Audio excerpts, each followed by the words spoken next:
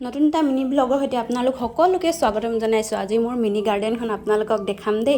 যিহেতু ফাগুনৰ বতৰ, ফুলৰ ভিডিঅ' নেদেখালেনো কেনেকৈ হ'ব। এই বছৰ লাষ্ট পিটনিয়া বেছি লগোৱা নাই, 10টামান পুলি লগাইছিলোঁ, তাৰে 2টামান মৰিলে, একদম সৰু সৰু হৈ আছিলে।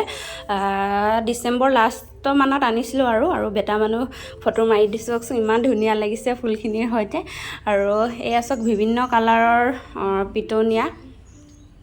প্ৰত্যেক বছৰে ভাবোঁ নেক্সট বাৰ সৰহকৈ লগাম বুলি, কিন্তু সময় সুবিধা তেনেকৈ নিমিলে।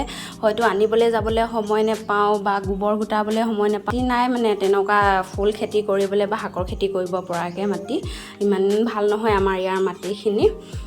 আৰু বহুত বেছি শামুক আছে, সেইটো কাৰণে তলত কৰিবলৈ অলপ অসুবিধা হয়। এনেকৈ হেংগিং টাপতে দি দিছোঁ, আৰু পিটনিয়া হেংগিং টাপতে বেছি ভাল লাগে। আৰু শেহতীয়াকৈ ৰোৱা হৈছে, এবাৰ কেঁচুসাৰো দিয়া নহ'ল অলপো।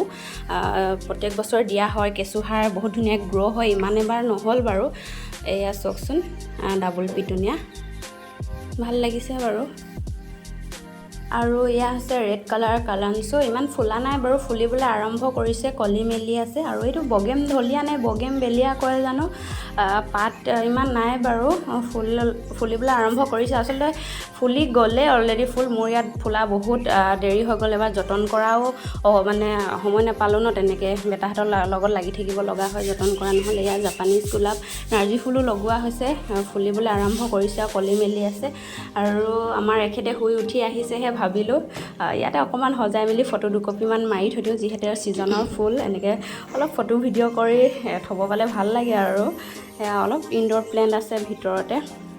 আৰু মোৰ মিনি ব্লগটো চাই কেনেকুৱা পালে প্লিজ কমেণ্ট কৰি জনাব। বিশেষ একো নাই, ফুলৰে অলপ ভিডিঅ' কৰি দিছোঁ, ইনড'ৰ আউটড'ৰ। আৰু ভাল লাগিলে লাইক কমেণ্ট শ্বেয়াৰ ছাবস্ক্ৰাইব কৰি দিব নাপাহৰিব। আজিলৈ আহিছোঁ, বাই।